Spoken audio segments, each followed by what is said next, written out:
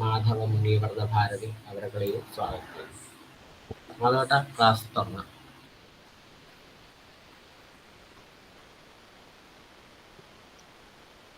സദാശിവസമാരംഭാം ശങ്കരാചാര്യമധ്യമാം അസ്മദാചാര്യപര്യന്താം വന്ദേ ഗുരുപരമ്പരാം. ശ്രുതിസ്മൃതിപുരാണാനാമാലയം കരുണാലയം നമാമി ഭഗവത്പാദം ശങ്കരം ലോകശങ്കരം. ശ്രീലളിതാംബികായൈ നമഃ. ഏവർക്കും നമസ്കാരം.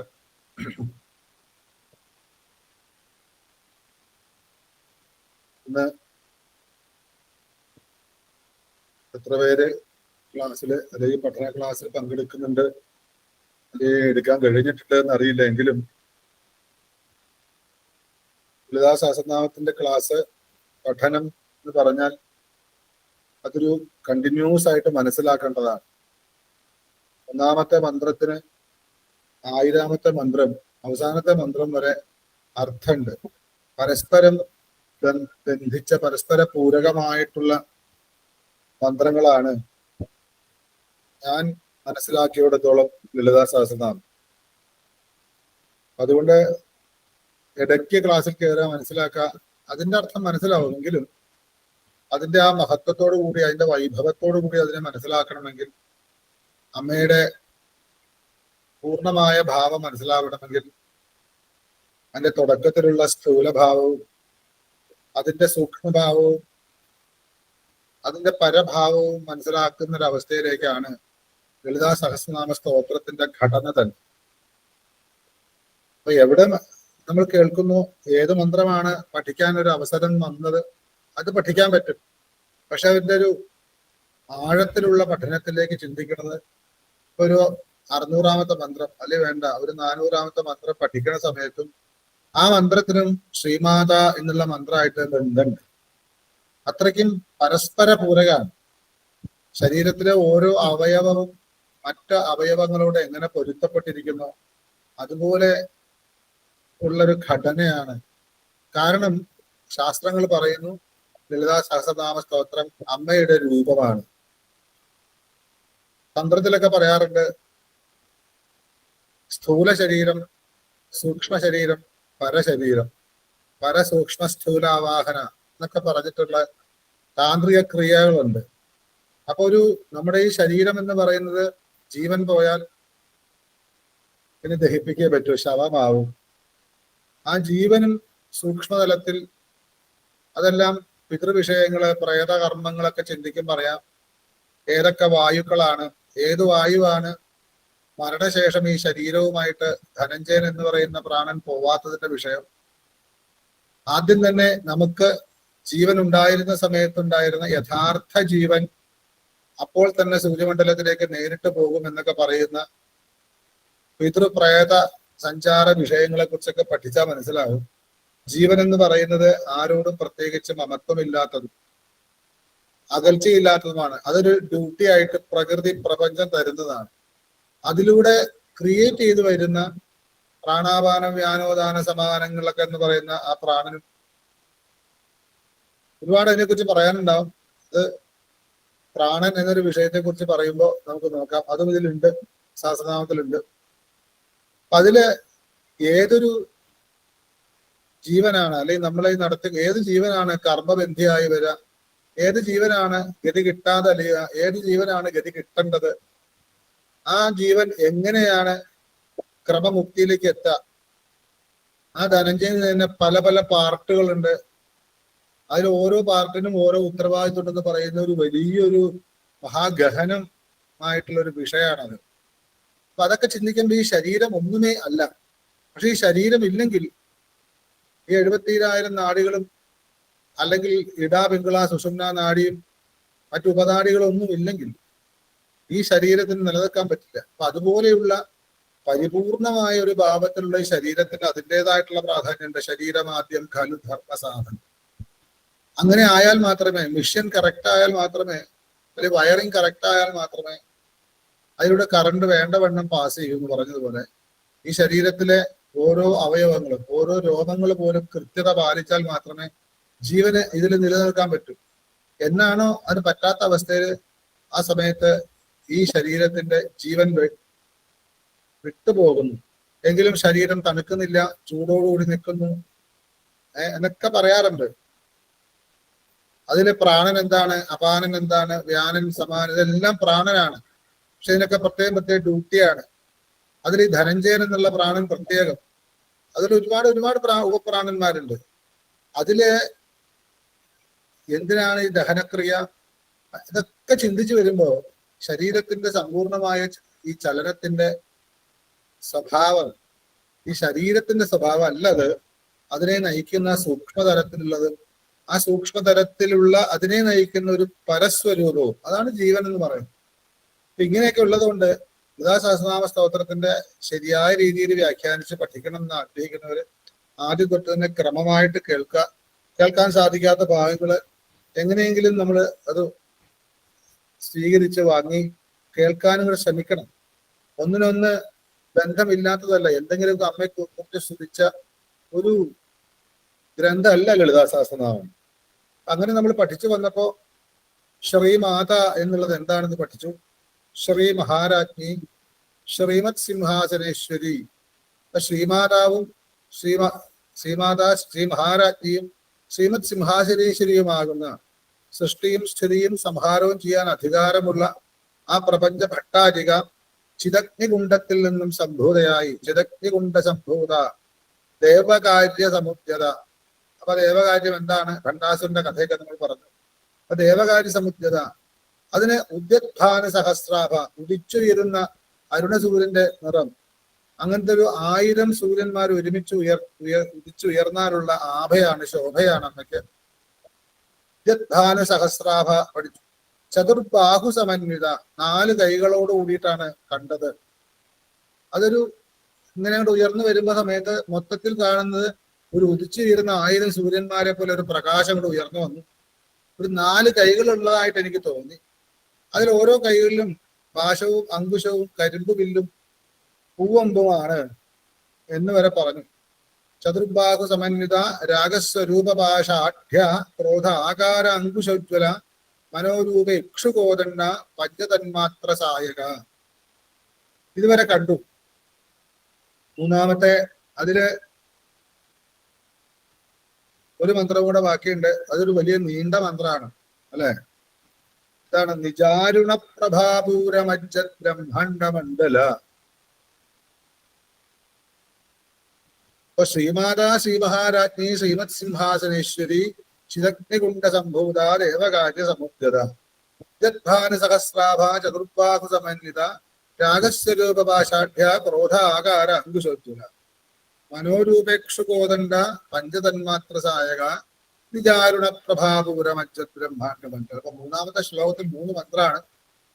അതില് കരിമ്പ് വില്ലും പഞ്ചതന്മാത്ര സായകം എന്താണത്? പൂക്കളാണ്. അതെന്താണ് പൂവാവാൻ കാരണം എന്നെല്ലാം നമ്മൾ കഴിഞ്ഞ ദിവസം വിശദമായിട്ട് കണ്ടു.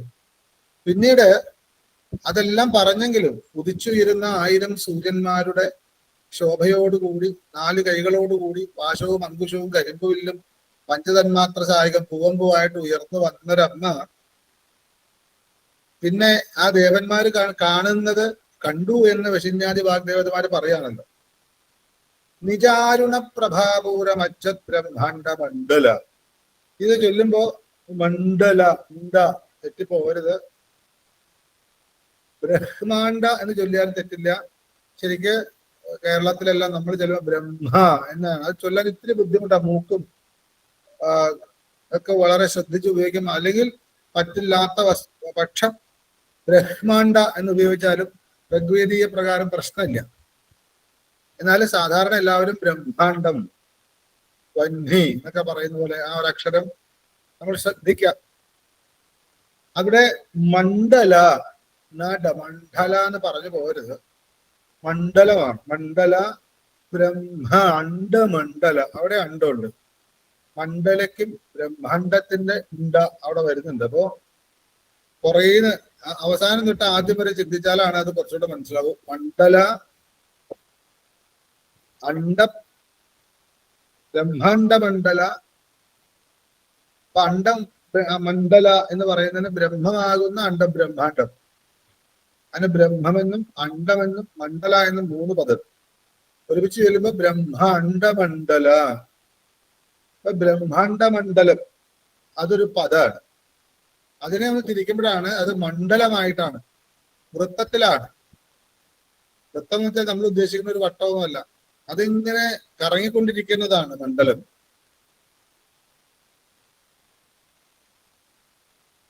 അതുകൊണ്ടാണ് തന്ത്രത്തിലൊക്കെ വലിയ നവീകരണ ക്രിയയെല്ലാം വരുമ്പോൾ മണ്ഡല പൂജ. ഓരോ ദേവന്മാർക്കും വിഷ്ണുവിനാണ് ചക്രാബ്ജാണ് അല്ലെ, ഓരോ ആ മണ്ഡല പൂജ വേണം. ആ മണ്ഡലം എന്താണെന്ന് ശരിക്കും മനസ്സിലാക്കിയാൽ തന്ത്രിമാർക്ക് മനസ്സിലാവും. അതൊരു പൂജയായിട്ട് കണക്കാക്കി ചെയ്യുന്നുള്ളൂ. പക്ഷെ എന്താണ് ആ മണ്ഡലം എന്ന് മനസ്സിലാക്കുമ്പോഴാണ് തന്ത്രത്തിന്റെ അഗാധത മനസ്സിലാകുന്നത്. ഇതുപോലെ മണ്ഡല ബ്രഹ്മാണ്ടമണ്ഡല, ബ്രഹ്മാണ്ടമാകുന്ന മണ്ഡലയാണ്. അതെന്താണ്? ഇതൊരു പ്രത്യേക മണ്ഡലയാണോ അമ്മ? ബ്രഹ്മാണ്ടമണ്ഡല അമ്മയുടെ വിശേഷനാണ്. ബ്രഹ്മാണ്ടമണ്ഡലയായിരിക്കുന്നു എങ്ങനെ? അതാണ് മജ്ജത് ബ്രഹ്മാണ്ടമണ്ഡല. മജ്ജത്ത് എന്ന് വെച്ചാൽ മുക്കിക്കളയുക, മുഴുകുക, അതായത് മുഴുവനോട് മുക്കിക്കളയുക എന്ന് പറയുന്നതാണ് മജ്ജത്തായി. മജ്ജത് കാമേശമാനസ വേണ്ടി വരുന്നുണ്ട്. മഹാദേവന്റെ മനസ്സിനെ മുഴുവനും അങ്ങോട്ട് മുക്കിക്കളഞ്ഞു എന്ന് പറയുന്ന ഒരു മന്ത്രം വരുന്നുണ്ട്. ഇവിടെ ബ്രഹ്മാണ്ട മണ്ഡലത്തെ മുക്കിക്കളഞ്ഞു. മജ്ജത്തായ ബ്രഹ്മാണ്ട മണ്ഡലത്തോട് കൂടിയവൾ അതാണ് മജ്ജത് ബ്രഹ്മാണ്ട മണ്ഡല. മജ്ജതാണ്, മഞ്ചതല്ല, മഞ്ഞതല്ല, 2 ജായാണ് മജ്ജത്.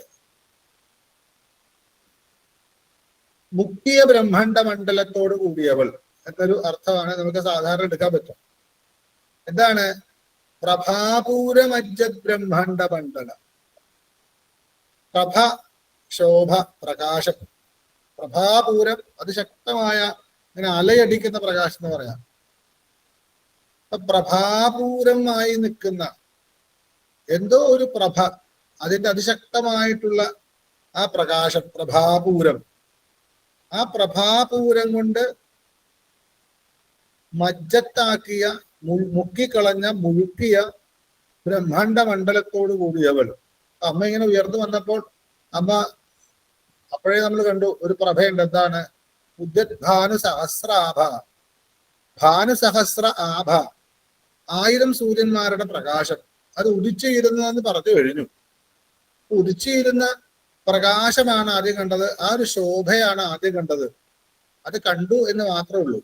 ഉദിച്ചുയരുന്ന 1000 സൂര്യന്മാരുടെ പ്രകാശത്തോടുകൂടി എന്നൊക്കെയാണ് പറഞ്ഞു വന്നത്. ഇവിടെയും ആ പ്രകാശം തന്നെ ആയിരിക്കണ്ടേ? അപ്പൊ എന്താണ്? പ്രഭാപൂരം എന്ന് പറഞ്ഞാൽ ആ ഉദിച്ചുയരുമ്പോഴുള്ള പ്രകാശമായിരിക്കും. സൂര്യൻ ഉദിച്ചുയർന്നാൽ, സൂര്യൻ ഉദിച്ചുയർന്നുകൊണ്ട് അമ്മയ്ക്ക് അരുണപ്രഭാപൂരം എന്നല്ല ഇവിടെ പറയുന്നത്. 1000 സൂര്യന്മാരും ഉദിച്ചുയർന്നാലുള്ള ശോഭയോടുകൂടി. അപ്പൊ അമ്മയ്ക്കാണ് വിശേഷം. സൂര്യനെ ഉപമയാക്കിയതാണ്. അപ്പോ 1000 ഉദയസൂര്യന്മാര് ഒരുമിച്ച് ഉദിച്ചുയർന്നാലുള്ള പ്രകാശം ഉണ്ടെന്ന് പറഞ്ഞു കഴിഞ്ഞു. ആ പ്രകാശം കൊണ്ട് പൂരമായിട്ടുള്ള പ്രഭാപൂരം. അപ്പൊ ഇത് അമ്മയ്ക്കാണ്, സൂര്യനല്ല. അമ്മയുടെ നിറം ചുമചുമായതാണ്. ഉദിച്ചുയരുന്ന 1000 സൂര്യന്മാരുടെ പ്രകാശമാണ്. ആ പ്രകാശമാണ് ആദ്യം കണ്ടത്. ആ പ്രകാശത്താൽ അമ്മയുടെ നിറം അരുണപ്രഭാപൂരമജ്ജത് ബ്രഹ്മാണ്ഡമണ്ഡല. അവിടെയാണ് അരുണം, ഉദിച്ചുയരുന്ന ഉദയസൂര്യൻ, അരുണോദയം. അപ്പൊ ഉദിച്ചുയരുന്ന സൂര്യൻ ഉദിച്ചുയരുമ്പോൾ അമ്മയ്ക്ക് നിറം എന്നല്ല അവിടെ അർത്ഥം. ഉദിച്ചുയരുന്ന അരുണന്റെ നിറം, അത് സഹസ്രാഭ, ഭാനുസഹസ്രങ്ങള്. അതും ഉദ്യദ്ഭാനു, ഉദിച്ചുയരുന്ന ഭാനു, അത് അരുണോദയാണ്. അപ്പൊ അരുണസഹസ്രമാണ്. ഉദിച്ചുയരുന്ന 1000കണക്കിന് ഉദയസൂര്യന്മാരുടെ നിറമായിട്ടുള്ള അരുണ നിറം. ആ അരുണ നിറമാണ് ഇവിടെ പറയുന്നത്. ഈ 4 കൈകളോടുകൂടി ഉയർന്നു വന്ന അമ്മ, അമ്മയുടെ ആ ഉയർന്നു വന്നപ്പോൾ അമ്മയ്ക്ക് 1000 സൂര്യന്മാർ ഉദിച്ചു വന്നതുപോലെ ആയിരുന്നു. ആ പ്രഭാപൂരം കൊണ്ട്, അരുണപ്രഭാപൂരം കൊണ്ട് മജ്ജത്താക്കിയ ബ്രഹ്മാണ്ട മണ്ഡലത്തോട് കൂടിയവൾ. അപ്പോ അമ്മയുടെ നിറമാണോ എന്നൊരു സംശയം വേണമെങ്കിൽ വരാം. അരുണപ്രഭാപൂരം കൊണ്ട് ആർക്കും, ശക്തിയുള്ളവർക്ക് നോക്കാം. പക്ഷെ ഇവിടെ പ്രത്യേകം പശുജ്ഞാതി വാഗ്ദേവതമാര് പറയുന്നു, നിജാരുണ പ്രഭാപൂരമജ്ജ ബ്രഹ്മാണ്ഡമണ്ഡല. അരുണപ്രഭാപൂരമാണ്, അതുകൊണ്ട് മഞ്ചത്താക്കിയിട്ടുണ്ട്. ആ മജ്ജ ബ്രഹ്മാണ്ഡ മണ്ഡലങ്ങളെ മുഴുവനും അരുണപ്രഭാപൂരം കൊണ്ട് പൊക്കിക്കളഞ്ഞു. അതിപ്പോ എന്താന്ന് ചോദിച്ചാൽ ഇവിടെ ആരെ കുറിച്ചാ പറയുന്നത്? ഈ ദേവിയെ കുറിച്ചിട്ടാണ്, ലളിതാ പരമേശ്വരിയെ കുറിച്ചിട്ടാണ്. ആ പ്രഭാപൂരം ആരുടെയാണ്? ഞാൻ കുറച്ച് വെളിച്ചെടുത്തിട്ട് അതിശക്തമായിട്ടുള്ള ഒരു പ്രകാശം ചൊരിയുന്ന ഒരു മെഷീൻ എടുത്തിട്ട് ഒരു പ്രദേശത്തെ മുഴുവനും ഞാൻ പ്രകാശമാനമാക്കി എന്ന് പറഞ്ഞാൽ എനിക്ക് ക്രെഡിറ്റ് ഉണ്ട്. പക്ഷേ പൂർണ്ണമായ ക്രെഡിറ്റ് ആ ലൈറ്റിനാണ്, അല്ലെ? മുഴുവനും ഇരുട്ട് നിറഞ്ഞു നിൽക്കുന്ന ഒരു പ്രദേശത്ത് ഞാനൊരു വലിയ പ്രകാശം കൊണ്ടുവന്നാൽ ആ പ്രകാശം കൊടുത്ത മിഷനാണ് പ്രാധാന്യം. ഞാൻ അതിന് കാരണമായി എന്നുള്ളൂ. അങ്ങനെയാണോ? അമ്മ ഉദിച്ചു വന്നപ്പോ അമ്മ കുറെ ചുമ എന്നുള്ള 1000 സൂര്യന്മാരുടെ പ്രകാശത്തോടുകൂടിയ വന്നതെന്ന് കണ്ടു. അത് അമ്മയുടെ കയ്യിലിരിക്കുന്ന ഒരു ടോർച്ചോ ലൈറ്റോ വല്ലതൊക്കെ ആണോ എന്ന് നമ്മുടെ സാധാരണ മനുഷ്യ മനസ്സുകൊണ്ട് ചിന്തിച്ചു പോയേക്കാം എന്നുള്ളത് കൊണ്ടാവാം. ഇവിടെ കൃത്യമായിട്ട് പറയുന്നു, നിജ അരുണ പ്രഭാപൂര. നിജം തൻ്റേത്, അവർ ഓൺ പ്രോപ്പർട്ടിയാണ്, തന്റെ സ്വന്തം പ്രഭയാണ്. അപ്പൊ അമ്മ ഉദിച്ചു വരുമ്പോ സൂര്യന്റെ അല്ല, സൂര്യൻ പോലും അരുണോദയമാകുന്നത് അമ്മയുടെ ശക്തി കൊണ്ടാണ് എന്ന് മനസ്സിലാക്കാൻ കാരണം നിജമായ അരുണപ്രഭാപൂരം കൊണ്ട്, തന്റെ സ്വന്തം ആ അരുണ നിറം കൊണ്ട്, അരുണപ്രഭാപൂരം കൊണ്ട്, അരുണ നിറം കൊണ്ട്, അപ്പൊ നിജമായിരിക്കുന്ന അരുണമായ പ്രഭാപൂരത്താൽ മജ്ജത്തായ ബ്രഹ്മാണ്ടങ്ങളുടെ മണ്ഡലത്തോട് കൂടിയവൾ എന്ന് പറഞ്ഞാൽ കോടാനുകോടാനുകോടി ബ്രഹ്മാണ്ഡ മണ്ഡലങ്ങളെ മുഴുവൻ മുക്കിക്കളഞ്ഞു അമ്മ ആ ചിദഗ്നികുണ്ഡ സംഭൂതയായി വന്നപ്പോ. കാരണം അമ്മയുടെ നിറം എന്ന് വെച്ചാൽ 1000 ഉദയസൂര്യന്മാർ ഒരുമിച്ചുദിച്ചു ഇരുന്നാലുള്ള ശോഭയായിരുന്നു എന്ന് ആദ്യമേ നമുക്ക് പറഞ്ഞു തന്നിട്ട്, അത് വേറൊരു ശോഭയൊന്നുമല്ല, സൂര്യൻ ഉദിച്ചതിന്റെ അല്ല, അമ്മയുടെ നിറം എന്ന് പറയുന്നത് അരുണമാണ്. അരുണാം കരുണാതരംഗിതാക്ഷി നമ്മൾ കേട്ടതാ.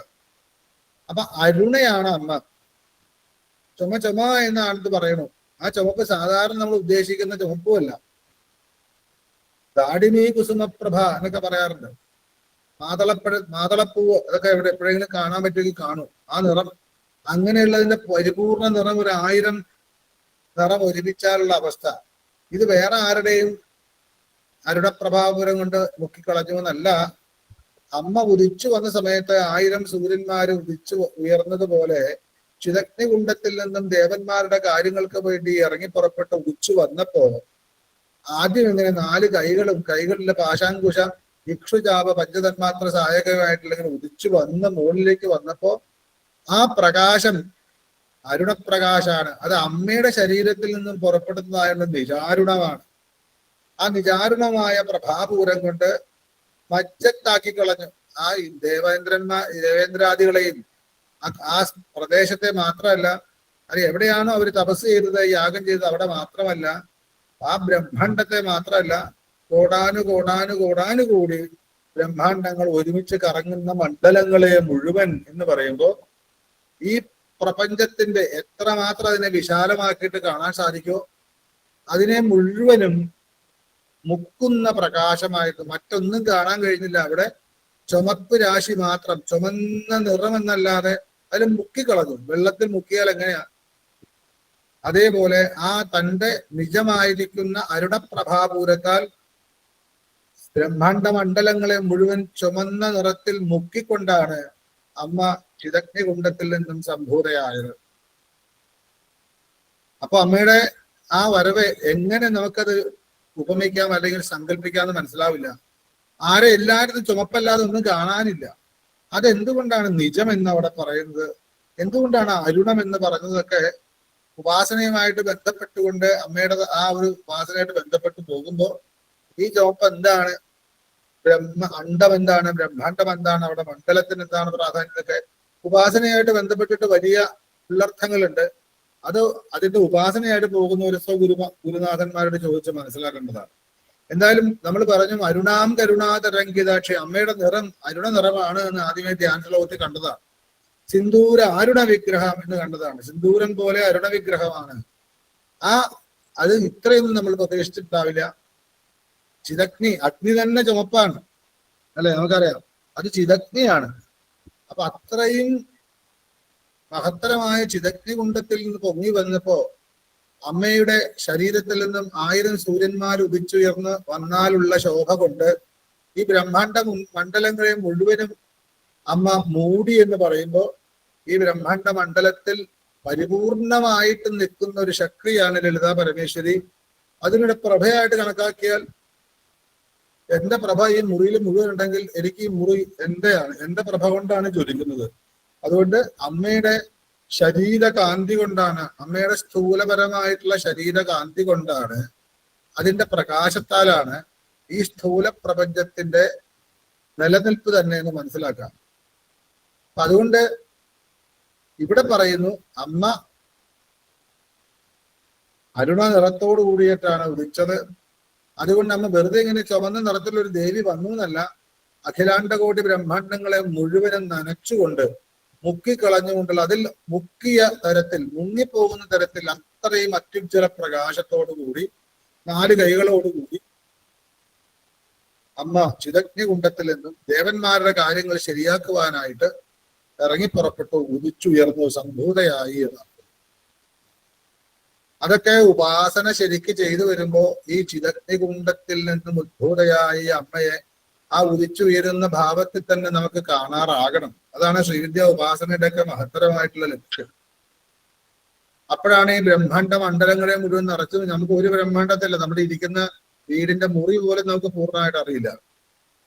അപ്പോഴാണ് ഈ ബ്രഹ്മാണ്ഡ മണ്ഡലങ്ങളെ മുഴുവനും നനച്ചു ഒരു മുക്കി എന്നൊക്കെ പറയണമെങ്കിൽ ഏത് തലത്തിൽ ഇരുന്നിട്ടാവണം വശിന്യാദി വാഗ്ദേവതമാര് ഈ അമ്മയെ സ്തുതിച്ചിട്ടുണ്ടാവാൻ. ആ ദേവേന്ദ്രന്റെ മുമ്പിൽ ചിദഗ്നി കുണ്ടത്തിൽ നിന്ന് ഉയരുന്ന അമ്മ ബ്രഹ്മാണ്ഡ മണ്ഡലങ്ങളെ മുഴുവനും മുക്കിക്കളഞ്ഞു എന്ന് വശിന്യാദി വാഗ്ദേവതമാര് പറയുന്നുണ്ടെങ്കിൽ ആ ബ്രഹ്മാണ്ഡ മണ്ഡലങ്ങളെ എല്ലാം നല്ലവണ്ണം പരിചിതമായ അല്ലെങ്കിൽ പരിചയം ഉണ്ടാവണം വശിന്യാദി വാഗ്ദേവതമാർ. ആ ഒരു തരത്തിൽ എത്തിയവർക്ക് മാത്രമേ ഈ മന്ത്രമൊക്കെ ശരിക്കും വ്യാഖ്യാനിക്കാൻ പറ്റൂ.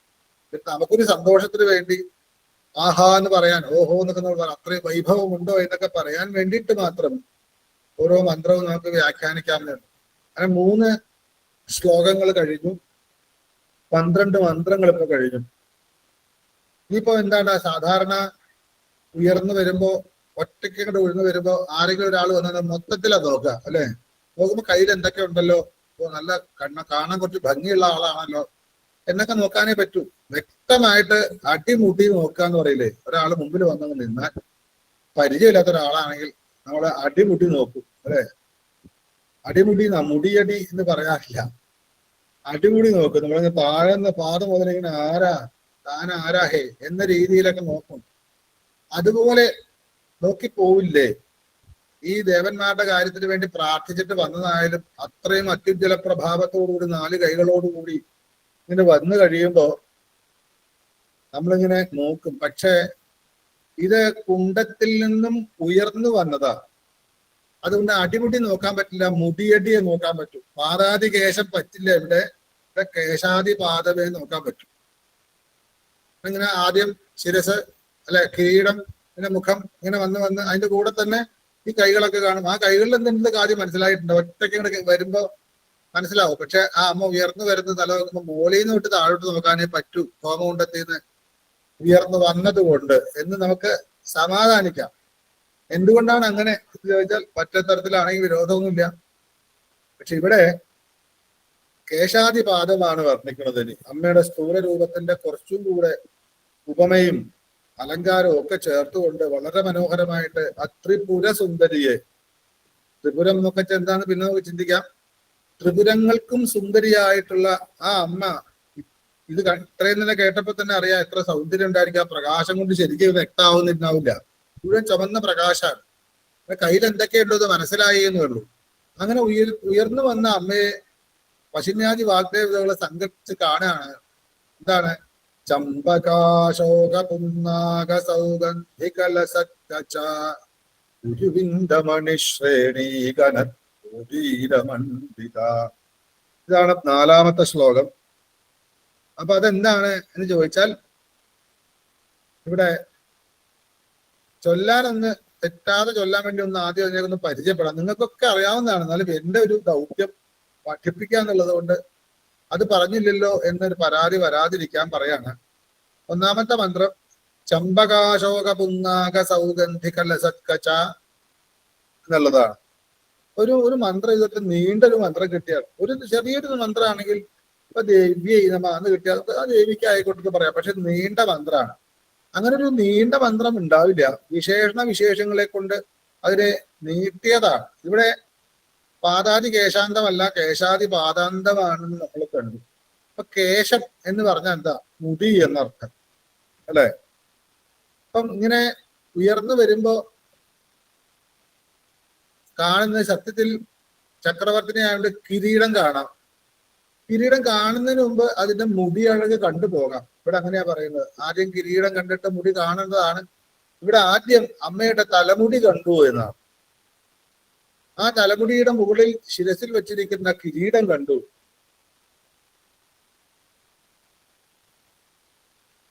അപ്പൊ അതില് ആദ്യം മുടിയാണ്. കചം എന്ന് വെച്ചാൽ മുടി എന്നർത്ഥം. കച മുടിയോട് കൂടിയവൾ. അപ്പൊ മുടിയുണ്ട് എന്ന് ഉറപ്പായി. അത് അതിസമർത്ഥമായ കറുത്ത് ചുരുണ്ട് ഗംഗാസാഗരം പോലെ ഇങ്ങനെ വിടർന്ന് കിടക്കുന്നതാണ് അമ്മയുടെ മുടി എന്നൊക്കെ അനവധി ഭക്തന്മാരൊക്കെ വർണ്ണിച്ചിട്ടുണ്ട്. ഇവിടെ സാക്ഷാൽ വശിന്യാദി വാഗ്ദേവതമാര് പറയുന്നു, ആ മുടിയെ കുറിച്ച് പറയാണ്. അമ്മ ഇങ്ങനെ ഉയർന്നു വന്നപ്പോ അമ്മയുടെ മുടി കണ്ടു. അതെങ്ങനെയാണ് കണ്ടത്? കച ലസത് കച, ലസിക്കുന്ന കചം. ലസിക്കാൻ അറിയാലോ, പരിലസിക്കുന്ന മുടിയാണ് അമ്മയ്ക്ക്. അപ്പൊ എന്തിനെ കൊണ്ടോ പരിലസിക്കണമെങ്കിൽ മറ്റെന്തിനെ കൊണ്ടോ വേണം അതിനെ മനോഹരമാക്കാൻ. അവിടെ എന്താണ്? സൗഗന്ധിക ലസത്ത് കച. ഇത് ചൊല്ലുമ്പോൾ ഒരു അബദ്ധം പറ്റാറുള്ളത്, പലരും, നമുക്ക് പറ്റാറുണ്ടാവില്ല, ചെമ്പക എന്ന് ചൊല്ലും. അത് പാടില്ല.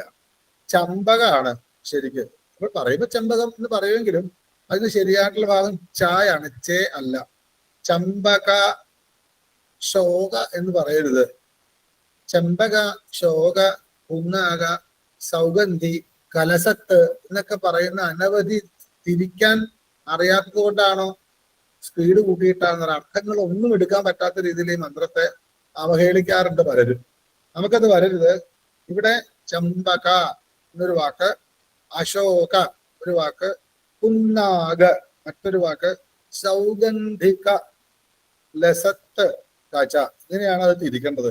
അപ്പൊ കച, ലസത് കച, സൗഗന്ധിക ലസത് കച, പുന്നാക സൗഗന്ധിക ലസത് കച, അശോക പുന്നാക സൗഗന്ധിക ലസത് കച, ചമ്പക അശോക പുന്നാക സൗഗന്ധിക ലസത് കച എന്നാണ് അതിനെ മനസ്സിലാക്കേണ്ടത്. അപ്പോ ലസിക്കുന്ന മുടിയോട് കൂടിയിട്ട് കണ്ടു. അപ്പൊ എന്തിനെ കൊണ്ടാണ്? അതിനാണ് ഈ പറയുന്ന ചമ്പകം, അശോകം, പുന്നാകം, സൗഗന്ധികം, ഈ 4 പൂക്കള് സൗരഭ്യമുള്ളതാണ്. അങ്ങനെയുള്ള ഈ 5 പൂക്കളെ കൊണ്ട് അലങ്കരിച്ച മുടിയുള്ളവൾ. അപ്പൊ ഇങ്ങനെ ഉയർന്നു വരുമ്പോ ആ കിരീടം കാണുന്നതിനേക്കാൾ ആദ്യമായിട്ട് അമ്മയുടെ താഴെയുള്ള കിരീടം തൊട്ട് താഴെ ചെവിക്കുന്നതിന് ഇടയ്ക്കുള്ള പുറകില്, ഇപ്പൊ കല്യാണ പെണ്ണൊക്കെ വന്നാൽ മുമ്പിൽ കണ്ടു കഴിഞ്ഞാൽ പുറകില് മുല്ലപ്പൂ ഒക്കെ നന്നായിട്ട് അണിയിച്ചൊരുക്കിയിട്ടുണ്ടെങ്കിൽ അത് ആദ്യം കാണും.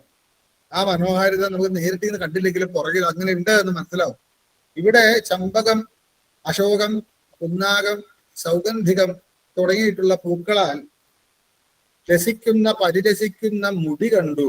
അപ്പൊ മുടി എത്രയുണ്ടെന്ന് പറഞ്ഞിട്ടില്ല. അതെങ്ങനെ ഒഴുകി കിടക്കുന്നുണ്ടോ? അപ്പൊ വിടർത്തിയിട്ടേക്കാവണം, പിന്നിട്ടതാവാം. അത് എങ്ങനെ കണ്ടു എന്നറിയണമെങ്കിൽ പശിന്യാദി വാഗ്ദേവതമാരെ ചോദിക്കും. ഇവിടെ അമ്മ ഉയർന്നു വന്നു. ആ ഉയർന്നു വന്ന ശോഭയാൽ ഈ ബ്രഹ്മാണ്ഡ മണ്ഡലങ്ങൾ മുഴുവനും ചുമന്ന നിറായി. പിന്നെ കണ്ടു നല്ല മനോഹരമായിട്ടുള്ള സുഗന്ധം ഉള്ള ചമ്പകം, അശോകം, പുന്നാകം, സൗഗന്ധികം എന്ന പുഷ്പങ്ങളെ കൊണ്ട് അലങ്കരിച്ച തലമുടിയോട് കൂടിയവൾ, അങ്ങനെയുള്ളവൾക്ക് നമസ്കാരം.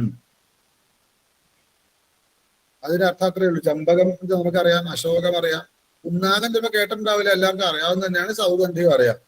അതിനൊരു പ്രകൃതിയുമായിട്ട് വളരെ ബന്ധമുണ്ട്. ഇവിടെ കവികളൊക്കെ പല വ്യാഖ്യാനങ്ങളിൽ പറയുന്നു, ഇതിനൊക്കെ ഈ ചമ്പകത്തിനും അശോകത്തിനും പുന്നാകത്തിനും സൗഗന്ധികത്തിനും ഒക്കെ ഇത്രയും സുഗന്ധം കാരണം അമ്മയുടെ മുടിയിൽ ഇരുന്നത് കൊണ്ടാണോ എന്നൊക്കെ കവികള് വ്യാഖ്യാതാക്കളൊക്കെ ചൊല്ലിയ ഭാഗങ്ങൾ പല ഗ്രന്ഥങ്ങളിലുണ്ട്. ഇവിടെ അർത്ഥം ഇതാണ്, ഒരു ചമ്പകമൊന്നുമല്ല, ചമ്പകം കൊണ്ടും അശോകങ്ങളെ കൊണ്ടും പുന്നാകങ്ങളെ കൊണ്ടും സൗഗന്ധിക പൂക്കളെ കൊണ്ടൊക്കെ അലങ്കരിച്ച മുടി എന്ന് പറയുമ്പോൾ അമ്മ ഇങ്ങനെ കാണുമ്പോൾ അമ്മയുടെ ശിരസിന് പുറകിൽ അത് അത്രയും വിസ്തൃതമായിട്ട് അലങ്കരിച്ചിട്ടുണ്ടാവാം. ഇപ്പൊ മുല്ലമാല കെട്ടി അലങ്കരിക്കുന്നത് പോലെ. ഇവിടെ വേറൊരു ഭക്തന്മാര് പറയുന്നതായിട്ടൊരു വ്യാഖ്യാനമുണ്ട്, ഞാൻ വായിക്കാം. ജാനാസി പുഷ്പഗന്ധം ഭ്രമരത്വം ബ്രൂഹിതത്വം മേ ദിവ്യ കേശാലാപേ ഗന്ധ കേനാപി ഏത എന്നൊരു ഭക്തൻ ചോദിച്ചതുപോലത്തെ ഒരു ശ്ലോകമുണ്ട്. പ്രമാണമൊന്നുമല്ല, തേനീച്ചകളോട് ചോദിക്കുകയാണ്. എന്താണ്? അല്ലയോ തേനീച്ചകളെ, നിങ്ങൾക്ക് പുഷ്പങ്ങളുടെ ഗന്ധങ്ങൾ അറിയാമല്ലോ.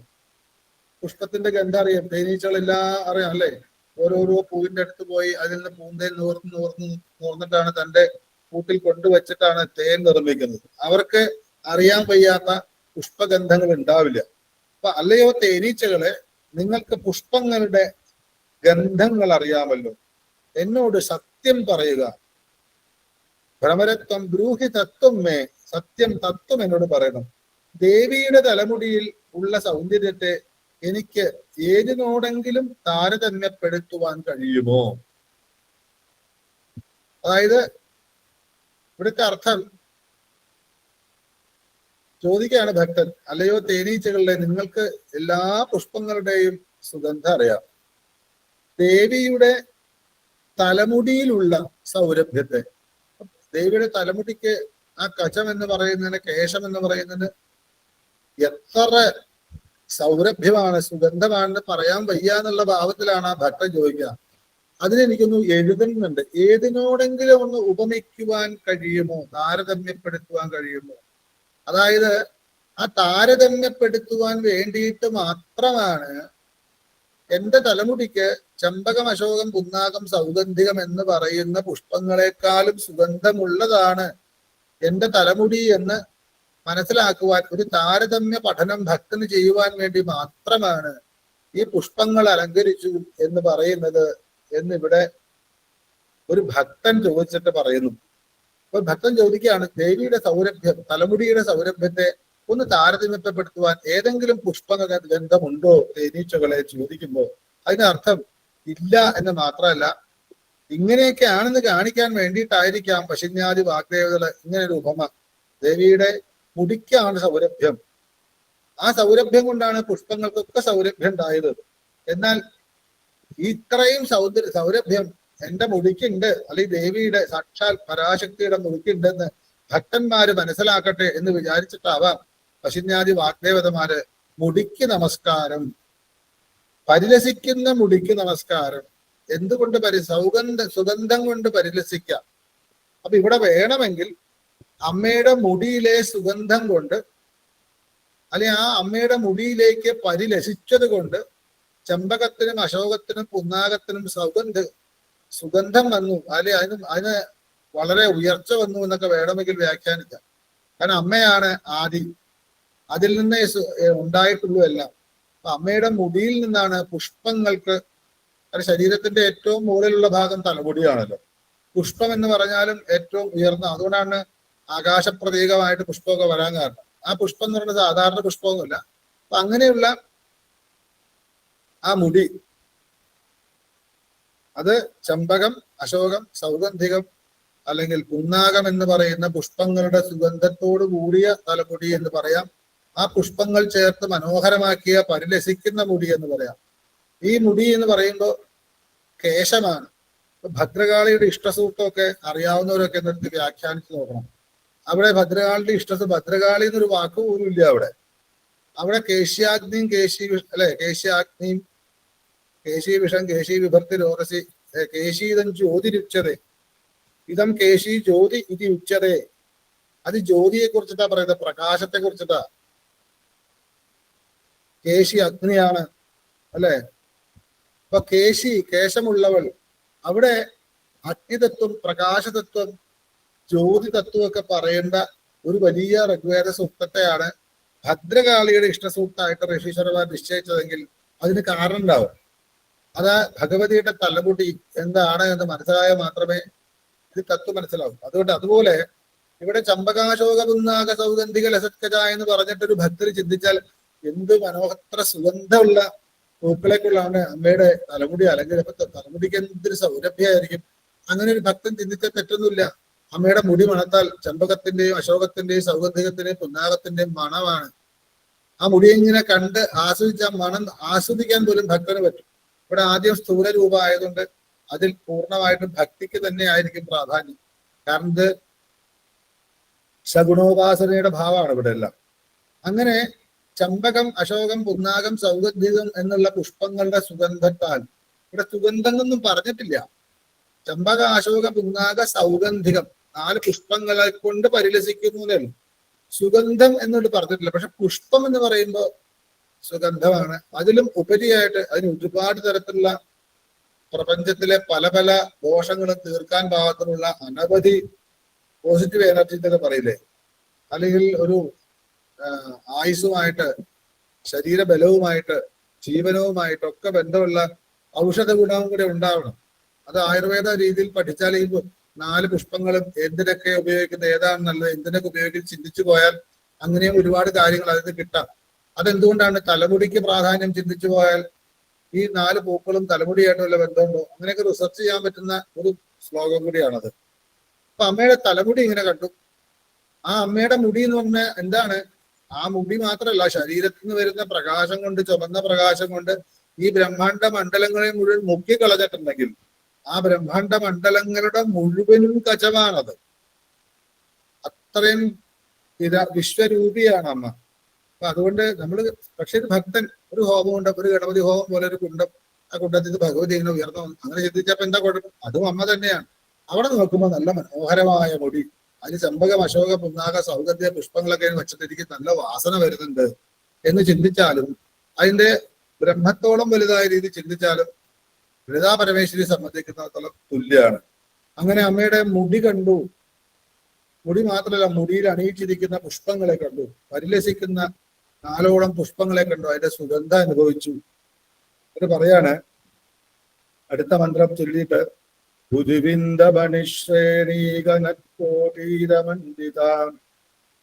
ഇവിടെ മണ്ഡിത എന്നുള്ളതാണ്. മണ്ഡിത എന്ന് വെച്ച് കഴിഞ്ഞാൽ മനോഹരിയായവൾ എന്ന് തന്നെ അർത്ഥം. സുന്ദരിയായവൾ, ശോഭിക്കുന്നവൾ എന്നല്ല, കാരണം മണ്ഡനം, മണ്ഡിത, സുന്ദരിയായവൾ, അല്ലെങ്കിൽ അലങ്കരിച്ചു വെച്ച് സുന്ദരിയാക്കപ്പെട്ടവൾ എന്നൊക്കെ അർത്ഥം. ശോഭിക്കുന്നവൾ, സുന്ദരി എന്ന് അർത്ഥം തന്നെ. അപ്പൊ ഇതെന്താ? മുമ്പില് കച എന്നായിരുന്നു, കചത്തോടു കൂടിയവൾ. അവിടെ കചത്തിന് പ്രാധാന്യവും ആ കചത്തിന്റെ സൗന്ദര്യം ഉണ്ടാക്കുന്ന രീതിയിലുള്ള പുഷ്പാലങ്കാരവും പറഞ്ഞപ്പോ ഇവിടെ അമ്മ ശോഭിക്കുന്നു. അപ്പൊ എന്തിനെ കൊണ്ടാണ് ശോഭിക്കുന്നത്? മറ്റൊരു മുടിയാണ് ശോഭിച്ചത്. പരിലസത് കചയാണ് അല്ലെ? ലസത് കച, കചത്തെ ലസിക്കുന്നു, ലസത്തായിരിക്കുന്ന കചം. ഇവിടെ പരിലസിക്കുന്നവൾ എന്ന് പറയുന്നത് മണ്ഡിത, അമ്മയെ കുറിച്ച് തന്നെയാ പറയുന്നത്. മണ്ഡിതയാണ് അമ്മ, സുന്ദരമാക്കപ്പെട്ടവളാണ്, അല്ലെങ്കിൽ അലങ്കരിക്കപ്പെട്ടവളാണ്. അപ്പൊ അമ്മയെ കുറിച്ച് മുഴുവനും പറയാം. അപ്പൊ അമ്മയ്ക്കുള്ള വിശേഷത, മറ്റത് അമ്മയുടെ മുടിക്കുള്ള വിശേഷണം. എന്താണ് മണ്ഡിത? കോടീരമണ്ഡിത. ഇവിടെ ചൊല്ലുമ്പോ തെറ്റുന്നത്, ഇത് പല ഗ്രന്ഥങ്ങളും കുരുവിന്ദ എന്നുള്ളിടത്ത് കുരുബിന്ദ എന്നുണ്ട്. തെറ്റൊന്നുമില്ല, സംസ്കൃതത്തിലെ കുരുബിന്ദം എന്നും പ്രയോഗമുണ്ട്. പക്ഷെ നമ്മൾ സാധാരണ കുരുവിന്ദം വാ വെച്ചിട്ടാണ് പറയാറുള്ളത്.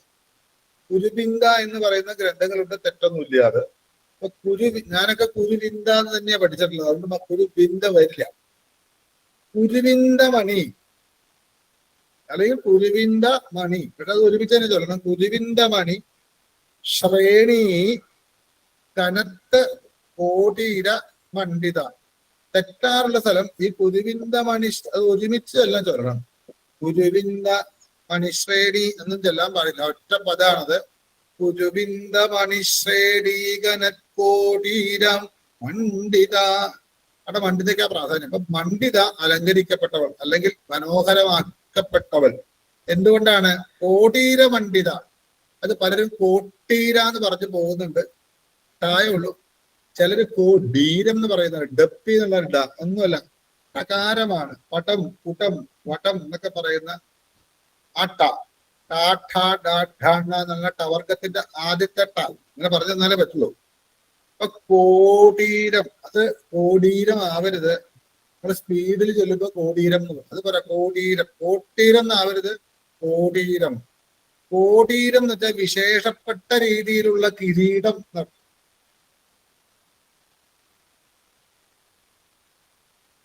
പ്രത്യേക തരം കിരീടം എന്നാ, ഒരു പ്രത്യേക തരത്തിൽ അലങ്കരിച്ച കിരീടം എന്നർത്ഥം കോടീരം.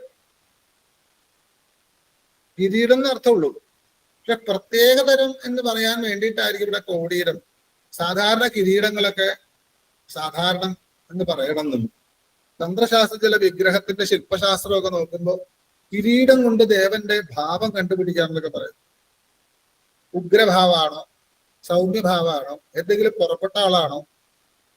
എനിക്ക് തന്നെ ഉണ്ടായ ഒരു അനുഭവത്തിലെ ഒരു ക്ഷേത്രത്തില്, വിഷ്ണുവിന്റെ ക്ഷേത്രമാണ്, പക്ഷെ അവിടെ എന്ത് ഭാവാന്ന് അറിയാൻ വയ്യാതിരുന്നൊരു കാലത്ത് വേഴപ്പുറം അനിയേട്ടൻ ഞാൻ ചോദിച്ചപ്പോ കിരീടം എങ്ങനെയെന്ന് ചോദിച്ചു. ദൂരെ നിന്ന് ഫോണിലാ.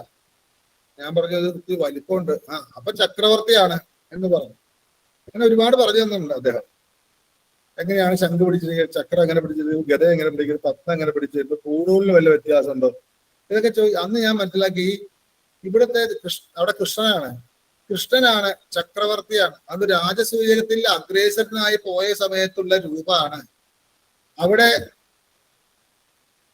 ഒരു ഉഗ്രമായിട്ടൊരു വധം നടന്നിട്ടുണ്ട്. അങ്ങനെ വധിച്ചു നിൽക്കുന്ന രൗദ്രഭാവമുള്ള ചക്രവർത്തി ഭാവമുള്ള കൃഷ്ണനൊക്കെ പറഞ്ഞതെന്ന് ഓർമ്മയുണ്ട്. അപ്പോ ഇവിടെ ഞാൻ ചിന്തിക്കുമ്പോൾ ഇവിടെ കോടീരം എന്ന് പറയുമ്പോൾ ഒരു പ്രത്യേക തരത്തിലുള്ള കിരീടം എന്ന് പറഞ്ഞാൽ ഇവിടെ മനോഹരമാണ്. മണ്ഡിത, ക്രോധിതയല്ല, മനോഹരമാക്കിയിട്ടുണ്ട്. എന്തുകൊണ്ടാ? കോടീരം കൊണ്ട്, വിശേഷപ്പെട്ട രീതിയിൽ. ആ വിശേഷണം എന്താണ്? കനത്കോടീര മണ്ഡിത. ആ കിരീടം കനത്താണ്. കനത്ത് ജ്വലിക്കുന്ന വിശേഷപ്പെട്ട കിരീടത്തോട് കൂടി ശോഭിക്കുന്നവളാണ്. അപ്പൊ എല്ലാ കിരീടവും ജ്വലിക്കാം അല്ലെ? പക്ഷെ എങ്ങനെയുള്ള ജ്വലനാണ്? ശ്രേണി കനത്തോടി, എന്തോ ഒരു ശ്രേണി നിരനിരയായിട്ട്, നിര എന്നർത്ഥം, ശ്രേണി. അപ്പൊ നിരനിരയായിട്ട്, പ്രത്യേക രീതിയിൽ നിരനിരയായിട്ടുള്ള എന്തോ ഉള്ളതാണ് ആ കിരീടം. എന്താണ്? മണിശ്രേണി, രത്നം കൊണ്ടുള്ള നിരനിരയായിട്ടുള്ള തുന്നിച്ചേർക്കലോ മോടി പിടിപ്പിക്കലോ അല്ലെങ്കിൽ അതേപോലെ ഉണ്ടാക്കിയതോ ആയിട്ടുള്ള ഒരു കിരീടാണ്. ഇവിടാണ് കുരുവിന്ദ മണിശ്രേണി. കുരുവിന്ദ മണിശ്രേണി, കുരുവിന്ദമണി.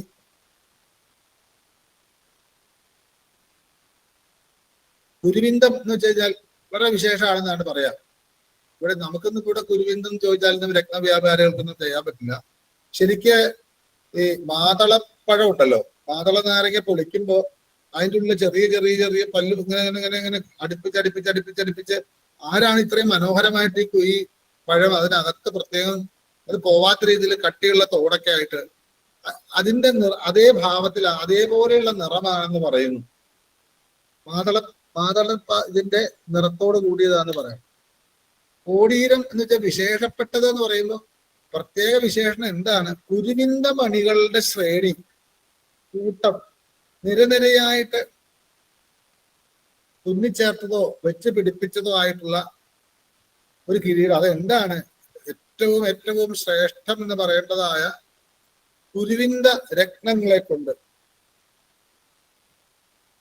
അതിന് കുരുവിന്ദത്തിന് പത്മരാഗം എന്നൊരു മറ്റൊരു പേരുണ്ട്. പത്മരാഗമണിക്ക് കുരുവിന്ദം എന്ന് പറയുന്നുണ്ട്. കുരുവിന്ദായിട്ട് പറയുന്നത് കേട്ടിട്ടുണ്ട്. പക്ഷെ പല വ്യാഖ്യാനത്തിലും കണ്ടിട്ടുള്ളത് പത്മരാഗം നമ്മളൊക്കെ കേട്ടിട്ടുണ്ടാവും. പത്മരാഗം ചുമന്നതാണ്. പത്മരാഗം എന്ന് പറയുന്ന രത്നത്തെ സ്മരിച്ചാൽ തന്നെ എല്ലാ കാര്യങ്ങളും നടക്കും എന്ന് പറയുന്ന ഒരു രത്നമാണ്.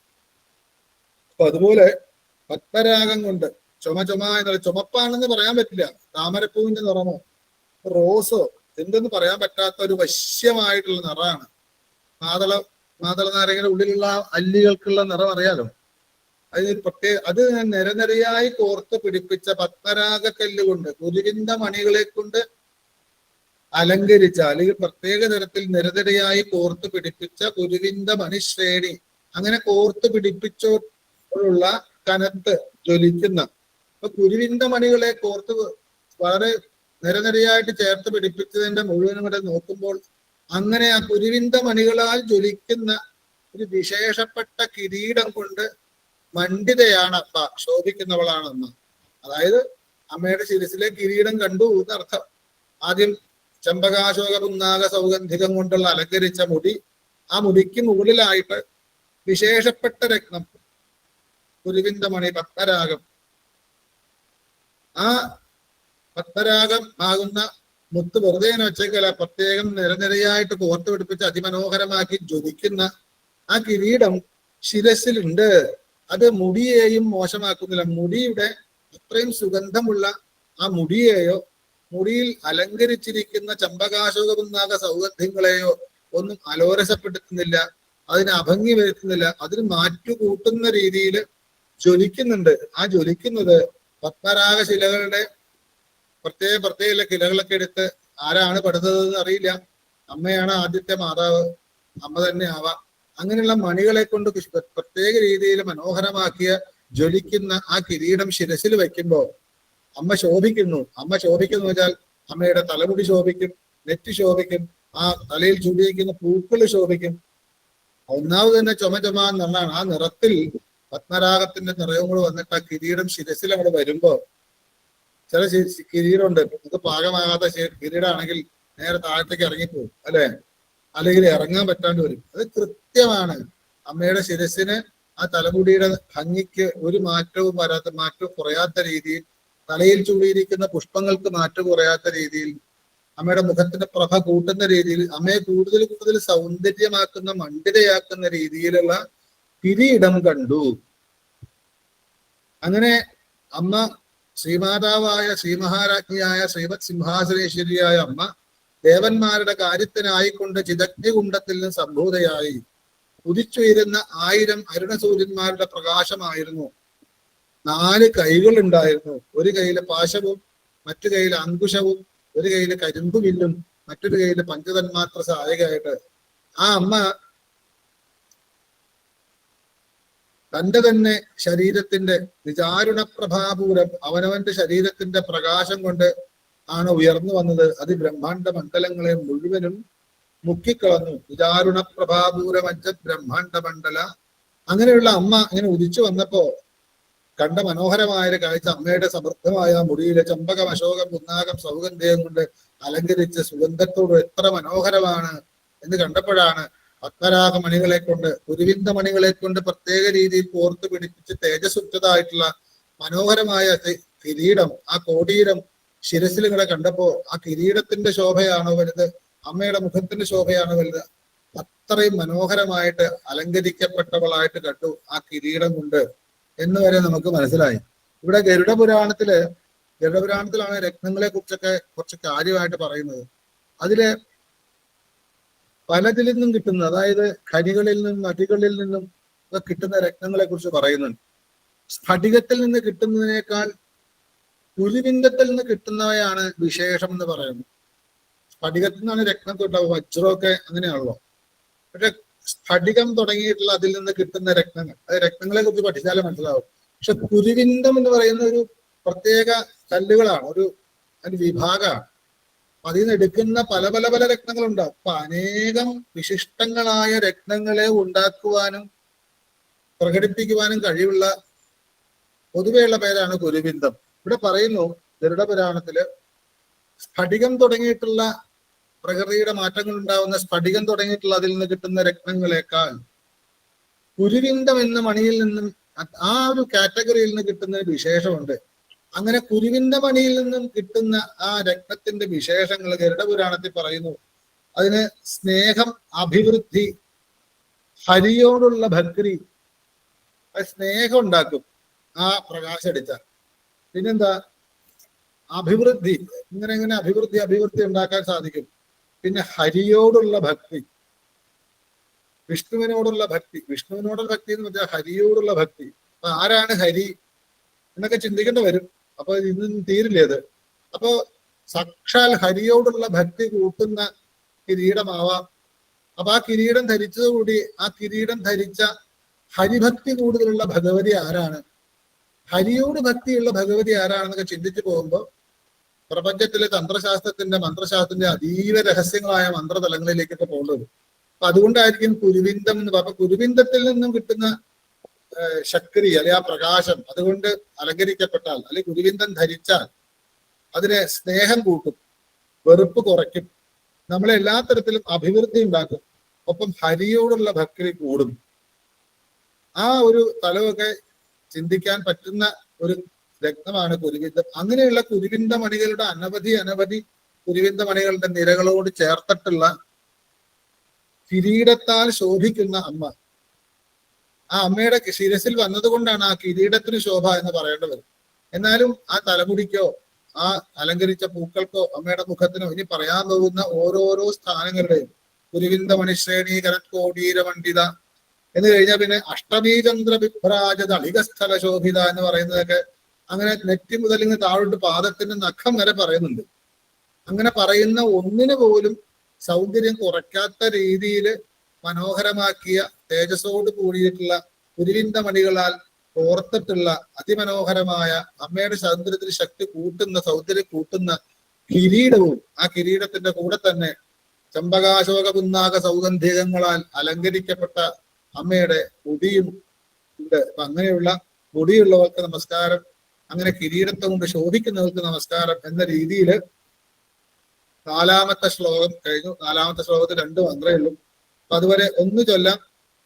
ശ്രീമാതാ ശ്രീ മഹാരാജ്ഞി ശ്രീമത് സിംഹാസനേശ്വരി ചിദഗ്നികുണ്ഡ സംഭൂത ദേവകാര്യ സമുദ്യത ഉദ്യദ്ഭാനുസഹസ്രാഭ ചതുർബാഹു സമന്വിത രാഗസ്വരൂപപാശാഢ്യ ക്രോധാകാരാങ്കുശോജ്വല മനോരൂപേക്ഷുകോദണ്ഡ പഞ്ചതന്മാത്രസായക നിജാരുണ പ്രഭാപൂരമജ്ജം മണ്ഡമണ്ഡല ചമ്പകാശോക പുന്നാക സൗഗന്ധികലസത്കച ഗുരുവിന്ദ മണിശ്രേണി കനത്കോടീരമണ്ഡിത.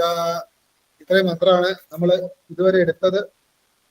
ആ ഇത് പഠിച്ച് ആ പാദത്തിന്റെ ശ്രീപാദങ്ങളുടെ നഖത്തിന്റെ അവിടെ വരെ എത്തിയിട്ട് അത്രയും എപ്പോഴും മനസ്സിലിങ്ങനെ ക്രമമായിട്ട് പഠിച്ചാൽ ഇതിനിങ്ങനെ ഓർത്തുകൊണ്ട് ആ പ്രപഞ്ചത്തിൽ ഉദിച്ചു വരുന്ന ആ അമ്മയുടെ പ്രകാശം കണ്ടുകൊണ്ട് അമ്മയുടെ കിരീടം താഴോട്ട് താഴോട്ട് താഴോട്ട് താഴോട്ട് താഴോട്ട് പാദത്തിന്റെ നഖം വരെയും പിന്നെ പാദത്തിന്റെ നഖം മുകളിലോട്ട് കൊണ്ട് കിരീടം വരെയൊക്കെ കാണാനുള്ള ധ്യാനിക്കുവാൻ അതിന്റെ ആ സുഗന്ധവും പ്രകാശവും അനുഭവിക്കാൻ കഴിയുന്ന മന്ത്രങ്ങളാണ് ആദ്യത്തെ കേശാദി പാദാന്തമുള്ള മന്ത്രങ്ങള്.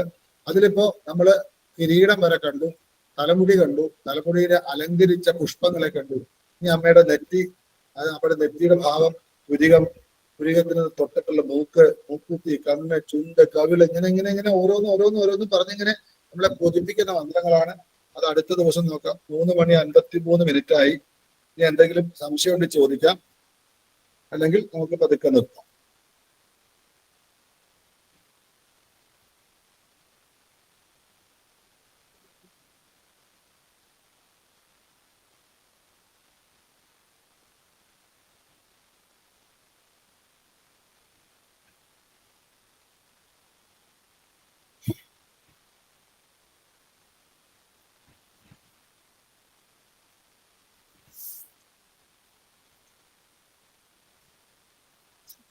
എന്തെങ്കിലും ഉണ്ടോ?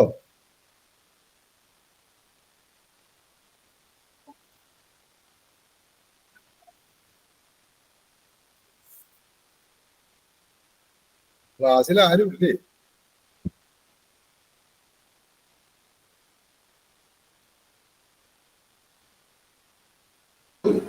നമസ്കാരം. ഒരു ശബ്ദവും തിരിച്ച് കേൾക്കുന്നില്ല.